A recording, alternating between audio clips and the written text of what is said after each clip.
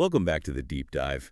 We are back at the table, stacks of research in front of us, coffee brewed, and today we are doing something that I am genuinely excited about. Yeah, this is a really unique one for us. It really is.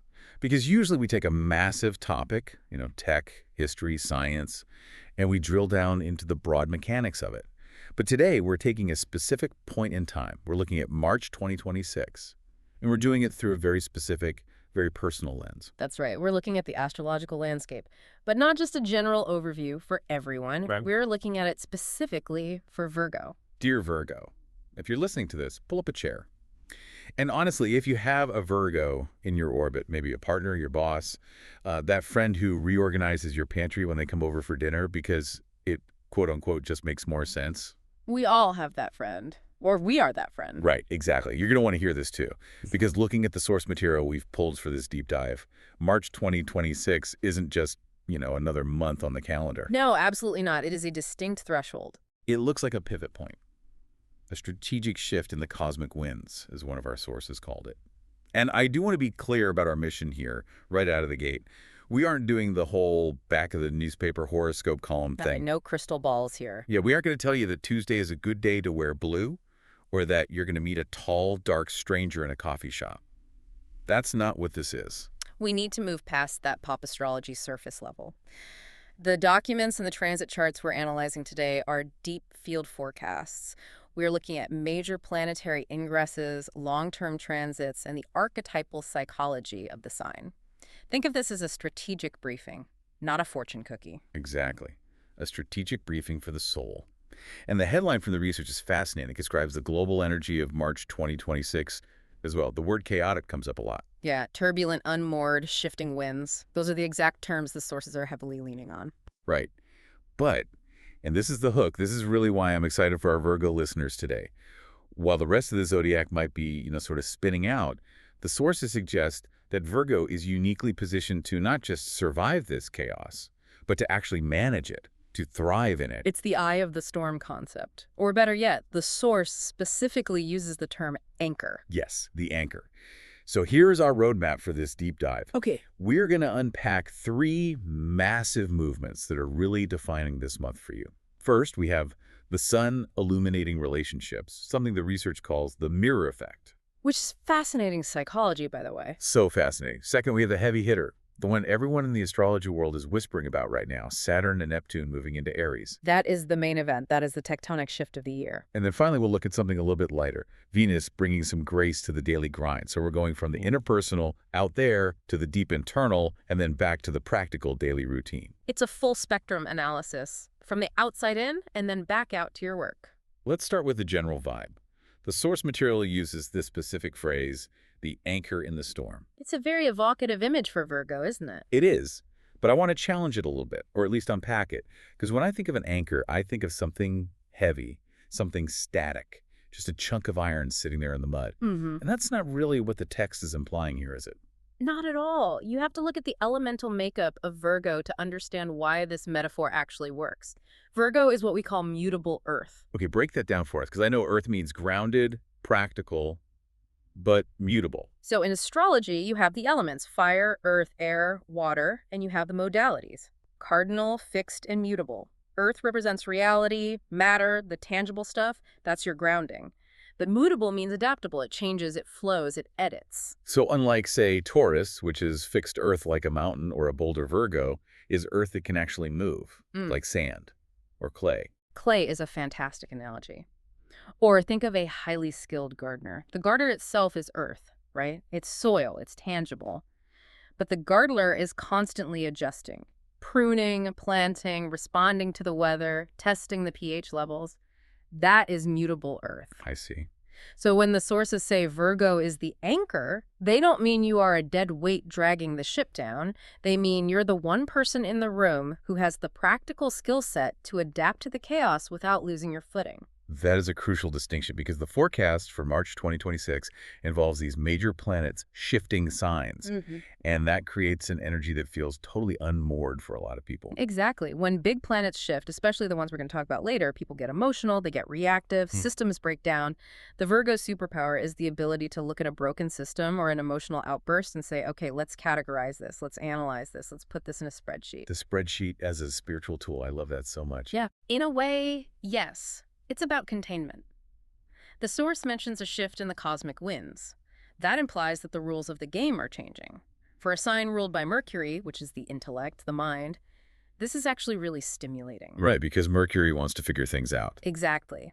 While a water sign might be drowning in the feeling of the shift, Virgo is analyzing the mechanics of the shift. So if you're a Virgo listening to this, and you feel like the world is getting a little weird in March 2026, the advice isn't to run away or hide. It's to lean into your nature. Lean into the data, Yeah. lean into the details. That is your anchor. You stabilize the situation by understanding it. Stability through understanding. That feels very empowering. Now let's pivot to where this understanding is going to be tested the most. Because according to the charts, the spotlight isn't just on you this month, it's on the people around you. Moving into Section 2, relationships. Yes. The astrology of March 2026 places a massive spotlight on the quote-unquote other. And this is due to the Sun and Mercury transiting Pisces. And for those who don't have the zodiac wheel memorized, Pisces is the polar opposite of Virgo, right? Correct. They sit exactly 180 degrees apart on the wheel. They form the axis of service. Virgo serves through reality, order, and discrimination. Pisces serves through spirituality, chaos, and universal love. So when planets are in Pisces, they are sitting directly in Virgo's 7th house. The house of relationships, partnerships, open enemies even, the public, basically anyone who isn't you. Now, the source material brings up a concept here that I found really challenging and honestly a little confronting when I was reading through it. It calls it the mirror effect. This is deep psychological territory. This is really where astrology stops being about predictions and starts being about psychology. The text says, people in your life are reflecting parts of your soul you haven't looked at lately. Now, I read that, and my immediate reaction is defense. Of course. Like, if my partner is being annoying, they're just being annoying. Why does that have to be about me? Why is the universe making their bad mood my problem? That is the classic textbook resistance to the mirror effect. And it's a completely valid feeling. But let's look at the astrology of it. Pisces dissolves boundaries. Virgo creates them. When the sun is in Pisces, illuminating your house of others, the boundary between you and them gets thinner. Okay, so the wall comes down a bit. Exactly. So that irritation you feel, the source suggests probing that. If you are a Virgo and you deeply value efficiency, punctuality, and order, and your partner, or maybe a coworker, is being incredibly lazy or spacey in March. Which they totally might be, with all this Pisces energy floating around. Right. If they are being spacey, the mirror effect asks, where am I denying my own need to space out? Where am I denying my own need to rest? Why does their rest trigger my anger? Oh, man. That is annoying. That is accurate, but so annoying. So it's not actually that I'm mad at them. I'm mad that they are allowing themselves something I've forbidden myself to have. Precisely. It's classic shadow work. The things that trigger you and others are very often the things you have suppressed in yourself. Or let's flip it around. Yeah. Maybe you meet someone new, a collaborator or a new friend, who is wild, artistic, completely disorganized, but incredibly magnetic. And usually a typical Virgo might judge that person. They'd say, look at their messy desk. Look at their chaotic schedule. How do they even function in the real world? Exactly. But under the mirror effect, that attraction you feel to them is your own soul saying, I want to be messy. I want to color outside the lines. I want to just flow. That other person is acting out a part of you that you keep locked tightly in a filing cabinet. Doing this requires a lot of courage. It's not just observing people, it's observing your own reaction to people. Massive courage. It is so much easier to judge than to reflect. Judging keeps you safe. Reflecting actually changes you. The source highlights a specific tension here that I think we really need to unpack. It says there's a need for deep empathy, but also for setting those famous Virgo boundaries. How do we square that circle? Because if I'm empathizing fully like mirror effect style, I'm sort of merging with them. But if I'm setting boundaries, I'm walling them off. This right here is the central lesson of the entire Virgo-Pisces axis. It's the lesson of the membrane. The membrane, like in biology. Exactly like biology. Think of a cell wall. It is semi-permeable, it lets nutrients in, but it keeps toxins out. If that wall is too thick, the cell starves. It's completely isolated. But if it's too thin, the cell explodes or gets infected. Okay, biology class. I like it. Virgo's kind of the biologist of the zodiac anyway. Right. Virgo tends to build stone walls, high, thick defenses. Pisces tends to have no walls at all, just open ocean. The goal this month is to build a membrane, saying, I can feel what you are feeling. That's the empathy. I can see myself in you. That's the mirror. But I'm not responsible for fixing you. And that is the boundary. That's the kicker, isn't it? The fixing part. It's the ultimate Virgo trap. I see you are broken. Let me get my toolkit. Let me organize your calendar for you. Let me Nah. rewrite your resume. Let me tell you exactly which vitamins to take so you stop feeling tired. Let me restructure your entire life. And the source is very clear on this for March 2026. It explicitly says, stop fixing. Start witnessing. Witnessing, just watching. Watching with compassion. There's a quote in the research notes here that stands out. It says, the mid-month energy allows for a soft, compassionate resolution to friction. Note the word soft. It doesn't say an efficient resolution. It doesn't say a logical conclusion. No. Healing a connection is profoundly different than fixing a problem. If your dishwasher breaks, you fix it. It's mechanical. You replace a part. But if your relationship is strained, you can't just fix it with logic. You have to heal it with presence. So, practically speaking, for the Virgo listener, let's say they get into an argument with their spouse around, I don't know, March 15th. The instinct is to pull out the bullet points. You did X, Y, and Z. Here's the evidence. Here's the timeline of events. Here's why I'm statistically correct. The famous Virgo dossier of grievances. We've all seen it. Exactly. And the advice from the stars this month is what? Burn the dossier. The advice is to drop the logic and lead with the feeling, saying, I feel hurt when this happens, not you are factually incorrect for doing this. It's a massive shift from the head, which is Mercury, to the heart, which is Pisces. It's about vulnerability, which is terrifying for the anchor, but it's absolutely necessary for the healing. I really love that distinction. Fixing problems versus healing connections.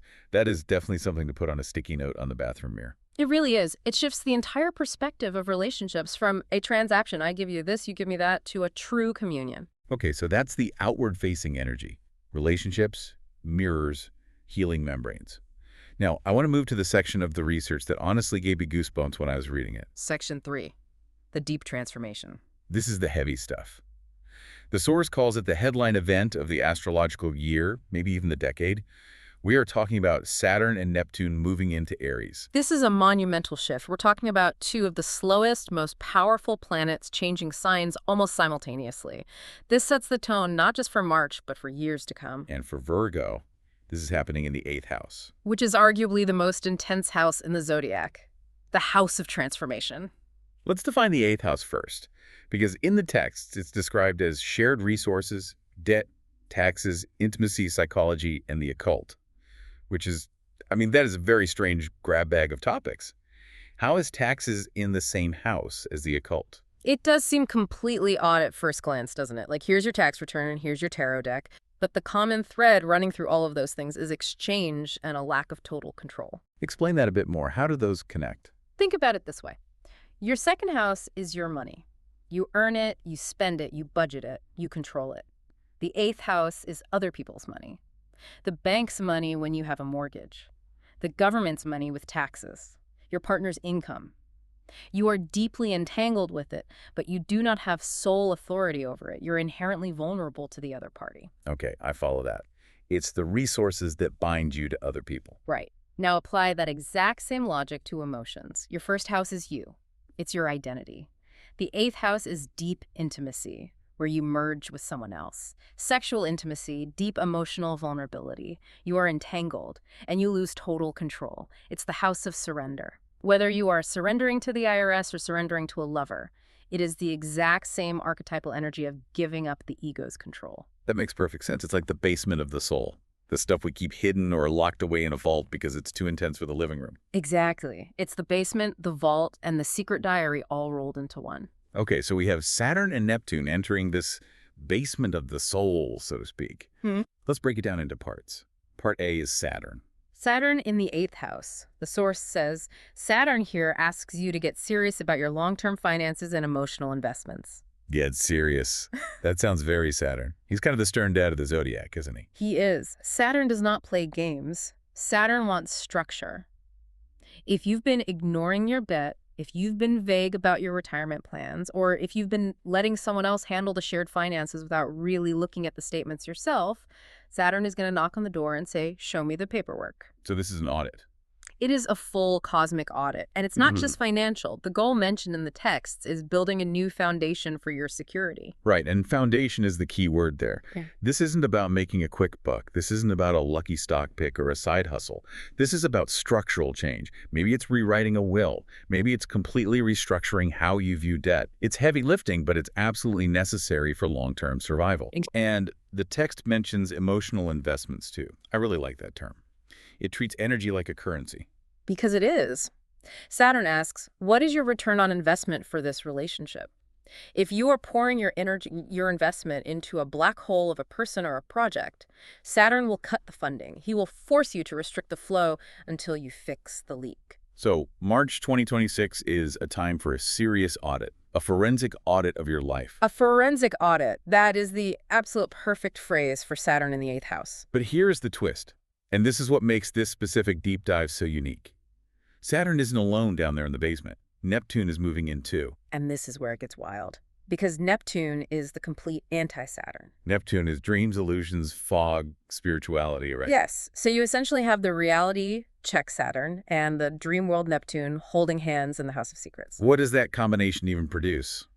The source mentions mysticism and intuition, but how do you mix an audit with mysticism? It produces what you might call real magic or grounded spirituality.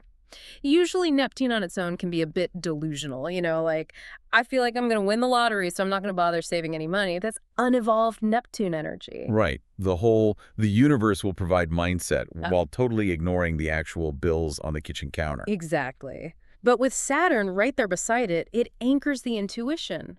So instead of a delusion, you get a gut feeling that is completely accurate. The source says this transit gives Virgo a razor-sharp intuition regarding other people's motives. That's the superpower I mentioned back in the intro. It is, because you have the data from Saturn and the vibe from Neptune. You can look at a business partner and see the solid contract, the Saturn part, but you can also feel that they are hiding something, the Neptune part. And because Saturn grounds it, you'll be right. So the advice for the listener is trust your gut, but verify with the facts. Or use the facts to structure your gut feelings. If you feel uneasy about someone, don't just dismiss it as, oh, it's just my anxiety acting up. Investigate it. Saturn demands that you investigate the Neptune feeling. The source also predicts an increased interest in the occult, psychology, or deep meditative practices. This is a classic 8th house influence. Virgos are usually very practical, very surface level in terms of what they can see and measure. But this transit might make them intensely curious about the mechanism behind the curtain. Why do we do what we do? So this isn't just, I want to go to therapy to fix my daily anxiety. It's more like, I want to go to therapy to understand the core architecture of my psyche. Yes, it's structural psychology. It is digging up the foundation to see exactly where the cracks are coming from. It's all about depth. You are not going to be satisfied with surface-level answers this month. Deep transformation. They really weren't kidding with that title in the outline. No, this is a profound metamorphosis. You do not come out of a Saturn-Neptune 8th house transit as the same person you went in. You come out more serious, absolutely, but also significantly more magical. More serious, but more magical. I feel like that should just be the goal of adulthood in general. It really should be. It is the fully integrated self. Okay, we've been in the deep end for a while. We've been down in the basement auditing the soul. Let's come up for some air. Let's talk about something Virgos genuinely love. Work and health. The bread and butter. The daily rituals. But the forecast here is surprisingly, well, pleasant. We have Venus entering the chart. Yes. Venus moves into a very supportive sector for Virgo right around mid-month. The phrase used in the source is, grace enters the daily work life. Which is such a relief to hear after talking about Saturn audits and psychological basements for the last 20 minutes. Seriously. But what does grace actually look like in a cubicle, or on a construction site, or working from a home office? It looks like ease. The source specifically uses the phrase efficiency with ease. Now, I know a lot of Virgos, and they definitely know efficiency. They're the masters of efficiency. But ease, Usually, their efficiency is fueled by caffeine and a low level of constant panic. If I'm not stressing, I'm not working hard enough. That is the Virgo shadow right there. Right. If it doesn't hurt, it's not productive. Venus is here to challenge exactly that mindset. Venus says, what if the email just flows? What if you don't have to fight tooth and nail for the answer? What if the solution just appears while you're taking a shower? Taking the path of least resistance. Exactly. Attraction rather than promotion. In March, the sources suggest that opportunities or solutions might literally just land in your lap if you stop gripping the steering wheel so tight. That implies a major level of trust. It goes right back to the anchor concept we started with. You are stable. You don't need to frantically run around proving to everyone that you are stable. You can just be. The text also mentions collaboration in this section. Yes. Venus naturally governs relationships and harmony. So when it hits your daily work sector, it means your coworkers become allies. Teamwork becomes significantly smoother. It's a fantastic time to do group projects because the ego friction is dialed way down. It's like pouring oil in the gears. Exactly. The machine just runs quieter. Now let's touch on the body. Health. Virgo traditionally rules the body, specifically the digestion and the nervous system, right? Gut-brain axis. It is the absolute Virgo superhighway. The source says March is the perfect time to revamp your health routine. But, and this is a really big but, it warns against the boot camp mentality. Right, because it says the body's voice is speaking louder than usual this month. What does that actually mean, speaking louder? It means somatic symptoms. With all that Neptune water energy we talked about earlier, emotions are going to manifest physically. So a stomach ache isn't just a stomach ache. It might be a stomach ache, but it might also be your body saying, I literally cannot digest this situation at work. Or a headache might be, I'm overthinking this relationship. Exactly. The body is the dashboard. And in March, the warning lights on that dashboard are going to be very, very bright. If you ignore them, the car breaks down. So the revamp they're talking about isn't about applying a new, rigid diet or a crazy workout plan. It's about actually listening to the dashboard. Yes, it's responsive.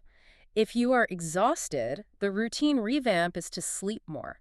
Not to force yourself to wake up at 4 a.m. to run 5 miles just because that's what quote-unquote healthy people do. That is a radical shift for the no pain, no gain crowd. It is. But Venus wants pleasure. She wants you to feel good in your own skin. The rule of thumb for March is this. If your health routine feels like a punishment, you are doing it wrong. I am going to repeat that. If it feels like punishment, you are doing it wrong. That is Venus speaking loudly and clearly. It really is. Movement should feel like a celebration of what your body can do. Food should feel like nourishment, not restriction, not penance. This really ties the whole month together beautifully. It seems like the overarching theme is softening into strength. That's a beautiful way to put it. You have the strength, the Saturn, and the anchor, but you are actively softening the edges with Pisces and Venus. Yes, the rigid tree breaks in the storm. The bamboo bends. Virgo is learning to be bamboo this month. This brings us to the conclusion of our deep dive. The source material wraps up with a profound theme, finding the sacred in the mundane. Which is really the ultimate spiritual lesson of Virgo. We so often think of spirituality as something that happens, on a mountaintop or in a temple or during some silent retreat in Bali. But for Virgo, God is in the details. The sacred is in the way you chop the vegetables for dinner. It's in the feeling of clean sheets. It's in the perfectly organized spreadsheet. It's about bringing that high-level spiritual awareness, the Neptune stuff, down into the daily practical tasks. Exactly. Evolving from the inside out. You aren't necessarily changing your life by moving to a new country or quitting your job. You are changing your life by changing how you view your daily existence. You are infusing your everyday chores with magic. There is a specific challenge issued in the conclusion, though, a conflict of trust. Yes. The instruction is to trust the quiet whispers of your soul as much as you trust your logical mind. We just keep coming back to this tension, logic versus intuition. It is the hero's journey for Virgo this month. Can you validate your own feelings without needing a peer-reviewed study to prove them to yourself? That's hard. Like, the default mode is, I feel like something is off, but I have no hard proof, so I'll just ignore it. And that default mode is exactly what gets you into trouble in March. The quiet whisper is the data. You have to start treating your intuition as a valid data point in your analysis. If the data set includes your gut feeling, the conclusion naturally changes. To help with this, the source gives us a specific affirmation, a mantra for March 2026. I love this affirmation so much. It is structurally perfect. It covers all the energetic bases we've discussed today. Let's read it and break it down. It goes, I am centered, I am grounded, and I am open to the magic of the unknown. Let's completely deconstruct that. Part 1. I am centered. That's the self, the subject. You are not scattered. You are present in your own body. You are the protagonist of your life. Part 2. I am grounded. That's the connection to the earth, to reality, the Saturn influence we talked about. You aren't floating away in the emotional Pisces soup. You have your feet planted firmly on the floor. Part 3. And I am open to the magic of the unknown. That is the surrender. That is the Neptune and Pisces influence. Why is that specific part so critical for Virgo? Because Virgo hates the unknown. Mhm. Virgo wants to categorize the unknown, to put it in a box and label it. To say, I'm open to the magic of the unknown is an act of radical faith for this sign. It transforms anxiety into curiosity. Anxiety into curiosity. That is the alchemy right there. Instead of spinning out over, what if this goes wrong, it becomes, I wonder what will happen. Exactly. It shifts the energetic frequency entirely. It turns fear into an adventure. As we close the book on March 2026, the source leaves us with a question. A journaling prompt or a meditation focus? How are you protecting your peace this month? An active question. It implies that peace is something that actually needs protection. It's valuable, it's fragile. You are the guardian of your own peace. And you clearly can't rely on the world to be peaceful for you. We established that right at the start. The global energy is chaotic. Right. The peace has to be internal. And you have to set the boundaries, that semi-permeable membrane we talked about, to keep it safe. I want to leave our listeners with one final thought, a provocation, really, to mull over. We've talked so much today about the other, relationships, partners, the mirror effect. But when I step back and look at this chart, when I look at Saturn and Neptune sitting heavy in that 8th house, Go on. it feels like ultimately beneath all the interpersonal stuff, this is a solitary journey. You absolutely nailed it. You can have partners, you can have collaborators at work, you can have all the help in the world, but the actual work, the alchemy of balancing the logic and the magic, that happens silently inside you. No one can do it for you. It's the profound difference between being lonely and being in solitude. This month is really about mastering solitude. Being alone with your own soul and genuinely liking the company. Being the anchor for yourself, before you can be the anchor for anyone else. Exactly. Well, Virgo, that is your deep dive for March 2026. It is a massive month, a true cosmic shift. But if the sources are right, you are more ready for this than anyone else in the Zodiac. You've got the toolkit. Just remember to use the intuition tool just as much as you use the logic tool. If you found this helpful, or if you know a Virgo who desperately needs to hear this before the chaos starts, share this deep dive with them and make sure you're subscribed. We're going to be unpacking every sign every month right here. Good luck, Virgo. You've got this. See you in the next deep dive.